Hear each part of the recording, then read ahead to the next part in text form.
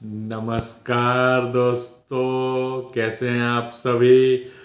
तो दुनिया भर में अपनी अमीरी का डंका बजाने वाले श्रीमान गौतम अदानी जी को एक ड्राइवर की रिपोर्ट के चलते आज वो फर अर्श से फर्श पर आ गिरे हैं। जी हाँ साथियों, उस ड्राइवर की बात कर रहा हूं जो हिंडनबर्ग रिसर्च के संस्थापक हैं, प्रमोटर हैं, और उनका नाम है नेथन एंडरसन।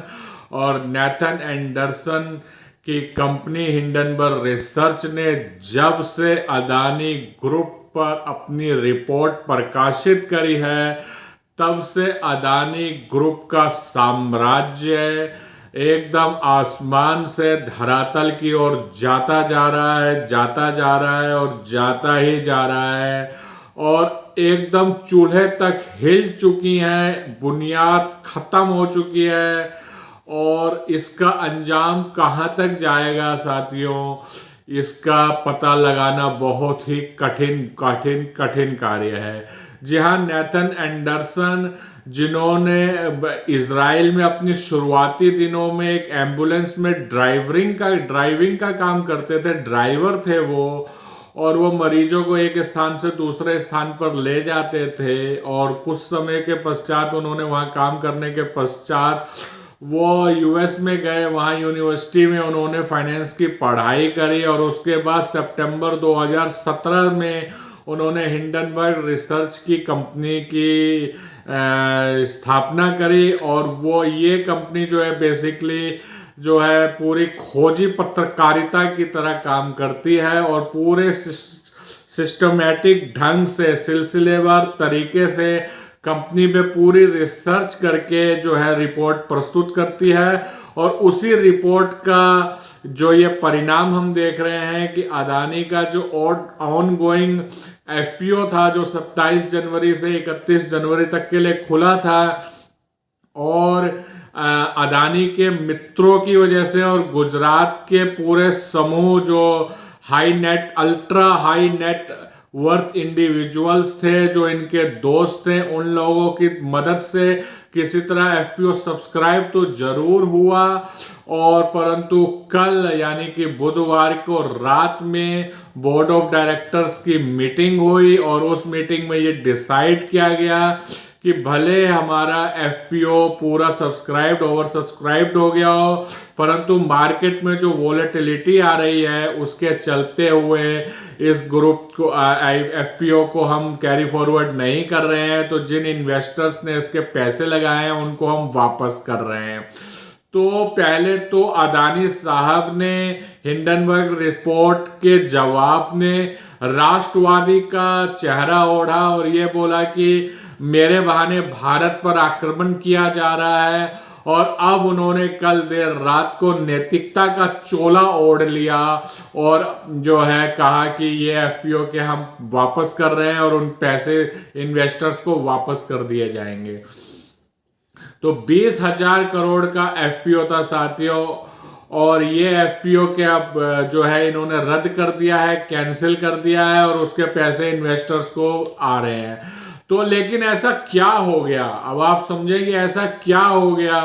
तो हुआ ये कि 88 प्रश्नावली 88 क्वेश्चनरीज हिंडनबर्ग रिसर्च ने दागी और उनसे इन पे स्पष्टीकरण मांगा, जवाब मांगा, परंतु अदानी ग्रुप इधर उधर की बातें करते रहा।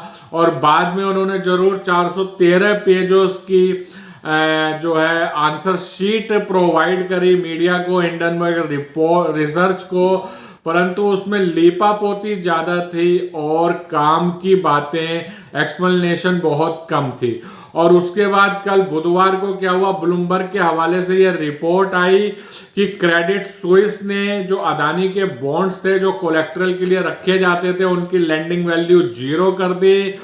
और उसके बाद से जो ये पिटाई शुरू हुई है वो पिटाई रुकने का नाम नहीं ले रही है।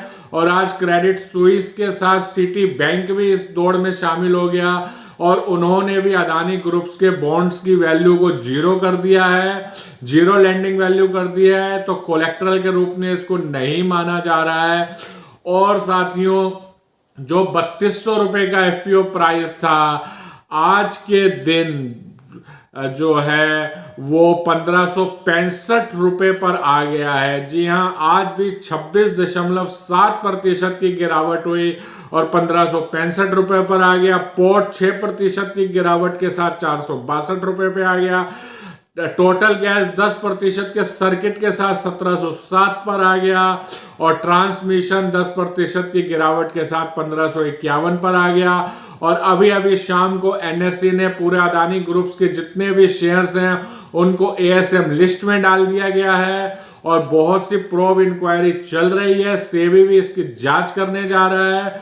तो अब जैसे जैसे आप इसी बात से अंदाजा लगा सकते हैं कि अगर सच्ची पत्रकारिता हो और सच्चे ढंग से अगर बिल्कुल विश्लेषण करके अगर रिपोर्ट को सामने लाया जाए, इस बात की रिपोर्ट की विश्वसनीयता इसी बात से सिद्ध हो जाती है कि अदानी ग्रुप के शेयर जो 3200, 3300, 3500 रुपए पर चल रहे थे, आज अदानी इंटरप्राइजेस जो है 1565 रुपए पर आ गया।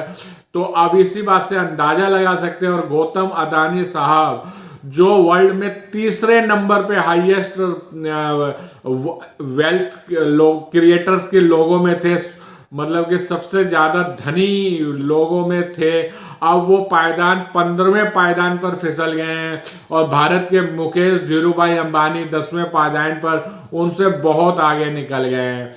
और ये मुसीबतों का दौर कम होता लग नहीं रहा है। एएसएम पे आने के बाद कल हो सकता है फर्दर डाउनसाइड आए और अदानी ग्रुप से जो भी स्मॉल निवेशक हैं उन्होंने अभी कृपया करके वो अपना निवेश बंद कर दें इसमें से, और इसमें उनको निवेश करने की कोई आवश्यकता नहीं है, क्योंकि ये कहां पर आकर ये पड़ाव रुकेगा अब आप सोच सकते हैं।